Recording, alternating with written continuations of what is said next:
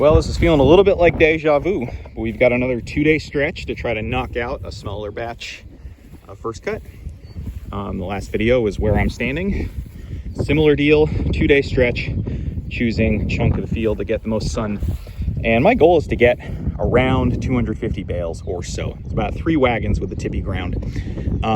Knowing that I would give this till late in the day tomorrow to bale it means, yeah, I don't want my normal amount, because that would get crazy. I would probably not get it all in.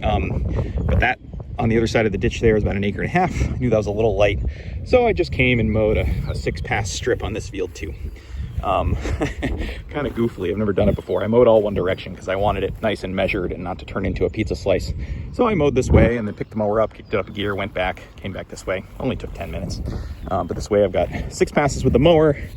And that way it'll only be, you know, maybe 4 or 5 windrows, something like that. And this gets good sun, and I bet there's, I don't even know, 75 bales just in this strip, judging by the outside windrow last time that gave me 40. So anyway, yeah, and that leaves what's left in the field there for hopefully a good 3-day stretch. There's more wet ground, more shade on this hillside. It's a little bit more persnickety. So with any luck, the next stretch we get will be a 3-dayer, and that'll knock that out, and then I can start chipping away at other fields elsewhere. So again, it feels weird to do a field this big all in one spot in 3 different goes, but it's a lot more efficient than trying these small fields that have shade lines all around them in a 2-day window. The forecast is a lot better this time, knock on wood. This is nice breeze, amazing sun today, amazing sun tomorrow. There's clouds in the distance, but it's supposed to be mostly sunny today. So I probably won't discuss it too much beyond that. Hopefully it's straightforward.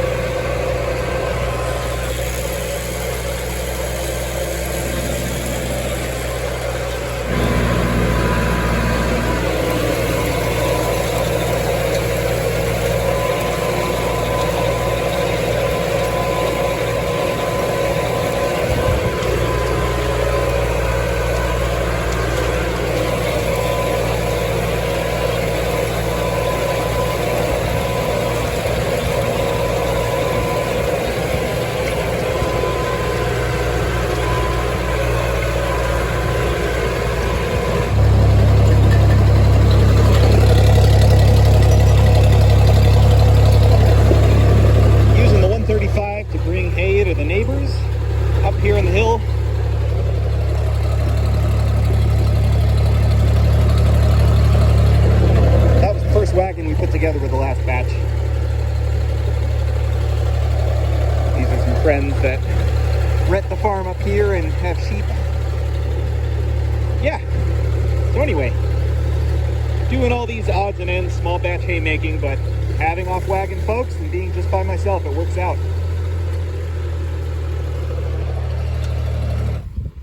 All right, well, I got that wagon unloaded and back down. It had about 10 bales on it that were a little heavy, and I checked them in the moisture meter, and they were upwards of 20%. So I think, honestly, they were all from that dip down there where it gets wetter, and that's what I get for just baling the long, nice windrows, because ended up with a mixed bag of what we got on there. Anyway, back here, I already said it's 1:30. The wind has been great, the sun has been great. It's calling it mostly cloudy right now, I think, due to all those, but it's been just nice sun and wind for the past 3 hours. So I'm gonna ted it again. Well, being eccentric continues. This strip is not ready to rake, but the thing I didn't think about when I mowed such a long strip with downhill towards the uncut edge is the tedder really threw the hay against it. So I had a couple minutes. I raked 5 passes to rake it all this way and get it away from the edge. I'll ted it back out again in about an hour, fussing with it, but there's a lot of hay there, especially along the uncut edge. And I was gonna end up with a whole windrow of green bits and other stuff. So live and learn. Well, that smaller field just fluffed up so nicely. There's, oh, look at the hay devil going on. There's a lot of wind right now. I'm gonna let these rows sit, go unload that other wagon, come back and fluff them out late. The sun is still way up there, and it's only 4 o'clock. or already 4 o'clock. It's getting there. It's getting there. After discovering some funky bales from this stretch here down where it got wet, I'm babying this stuff unabashedly. That's okay. I really hate sorting bales in the barn, especially a first cut. So one kind of funny facepalm moment though with the 275 is that the throttle was being all kinds of sticky. I'd get it up to full throttle and I would have to pretty much punch it downwards, and it was really fighting me. And I knew some of the linkage here was a little crude. I had to use some wire to keep the ball on the socket. I took it apart. I was looking at it today, and then I discovered all I needed to do was spray some penetrating oil on this shaft that rotates. And now this thing moves like butter. Well, tough butter, but still butter by comparison. So sometimes a little bit of PB Blast will go a long way.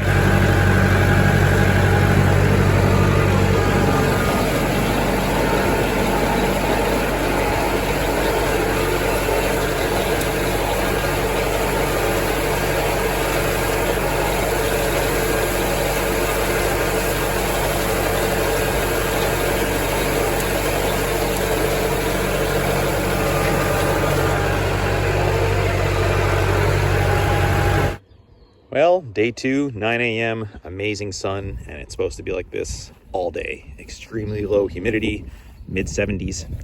So I think I can get this all up and baled today.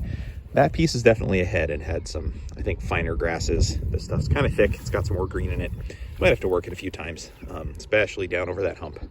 But I think we'll get it there.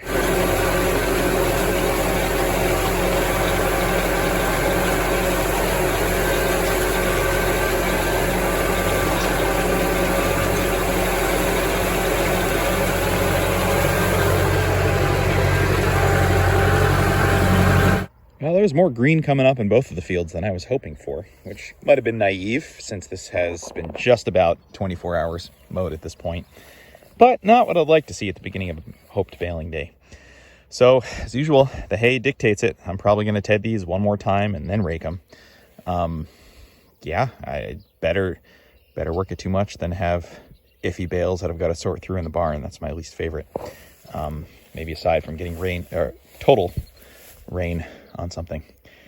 Anyway, so that is what that is. But should be pretty nice stuff if I can get it there today. It's funny, this tedder has this issue of hay getting wrapped around just this one particular wheel. It's a whole weird thing about how they set up the spindles for the wheels. But it's always kind of my gauge on how wet or tacky the hay is. When it's nice and dry, it does not do that. So having that happen this morning too is a bit of a telltale sign that it needs some more. You know, it's funny, I always knew my fourth wagon was smaller. But when you park them side by side with the other ones, it's really apparent how narrow it is.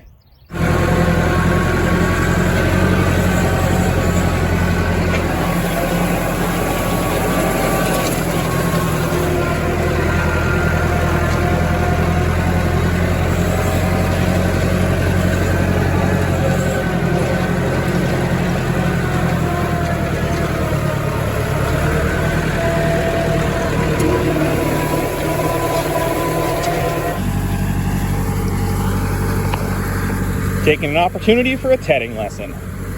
Good friend of mine that is very enthusiastic to help with hay in general, but hasn't used tractors much. This seemed like a perfect spot to come practice tedding. Is it a little excessive here? Yes. But down there, it's still some green stuff, so having them go slow and just fluff it up. It's fun to see the equipment working when I'm not on it.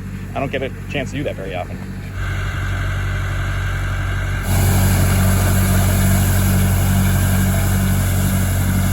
There's a lot of hay there. Oof. Yeah, I can smell this. This stuff still needs a little more right here. Some green spots. Glad I'm doing it.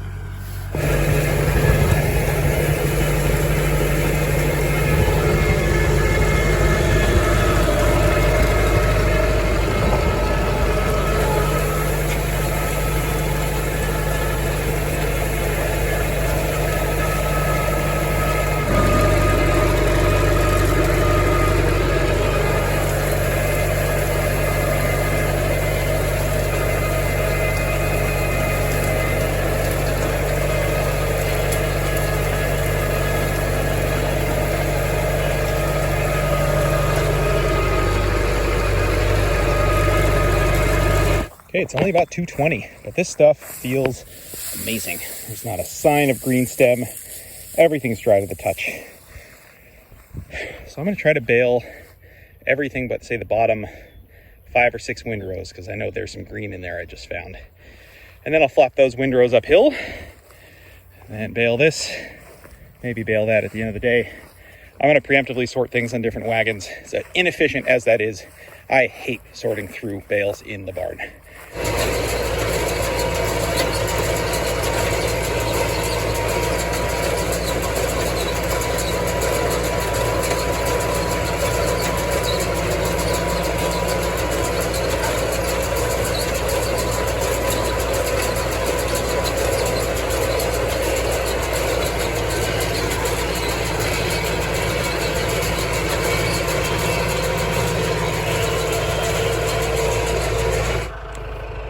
$104 on the first wagon. That's what I get for stacking the bottom. I can get way more. It's an interesting field to try to bale. It's my first time ever doing first cut here. That dip is tippy. So, and the stuff down the hill towards the far end is in the shade more and has wet ground in that dip. I've still got lots of daylight left, so I'm going to flop those windrows over, as well as at least the back half of this strip. I'm going to just do the whole thing, it'd be easier. Get it raked away from the edge, and then I can just go spiral in. So anyway, there's a good amount here.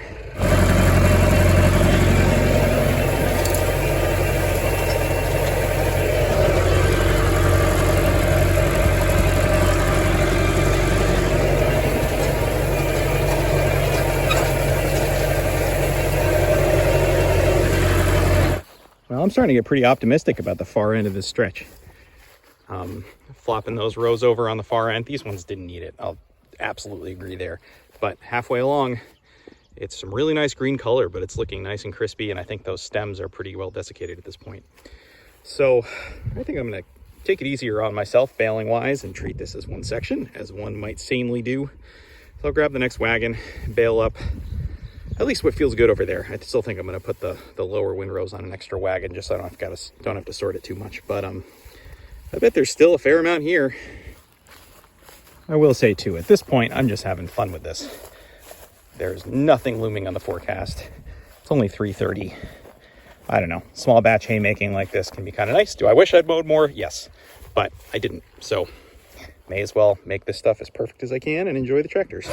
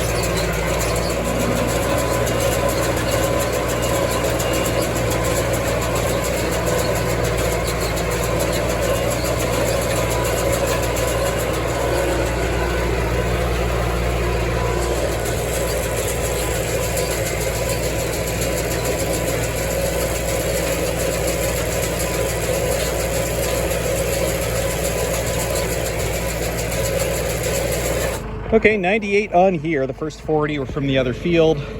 So I got down to those outside windrows, and then I popped up here. Everything up here looks beautiful. So I'm actually going to use all 4 wagons. I'm going to do the shady bits down there on one and tarp that overnight. Put the last bits of good stuff on the 4th. And then I'll go unload the 4th one, park the 2 full ones under the cover, tarp the ones from the shade, and sort them tomorrow. I've got somebody coming for feeders and 3 other people coming for hay off the wagon from the barn. So that works out pretty nicely.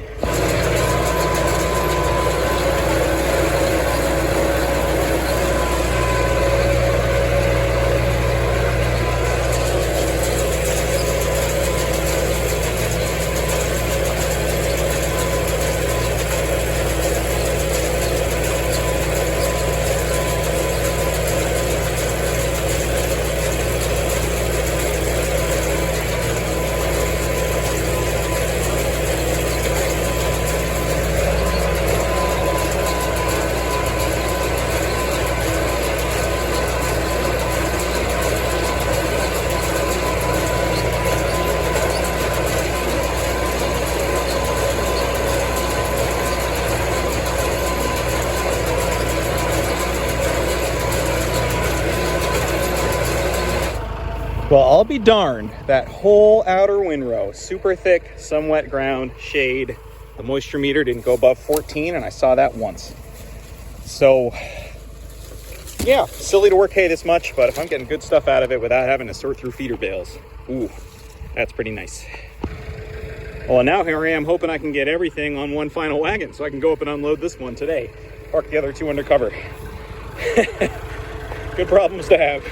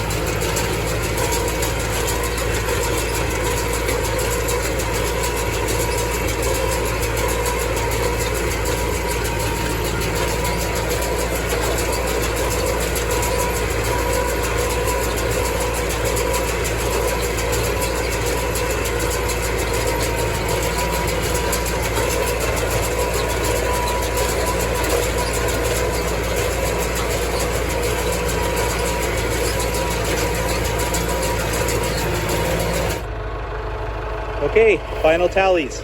88 bales from just the strip on this field, 185 from the triangle over there, so 273 for the day. Spread across 3 wagons. It's not bad for this chunk. Again, if I'd known it was going to be this perfect, I actually wish I would have mowed more. But didn't have any off-wagon folks to come today, so it works out. So again, that full load and that full load are going to be parked in the barn overnight for people to come tomorrow morning. And then this one has about 70 bales. I'm going to whisk it up to the barn, and my dad and I will unload it real quick, make space. I'm going to double check the radar and the forecast, but I think I'm good for a while. Well, my dad and I got those 70 bales unloaded real quick.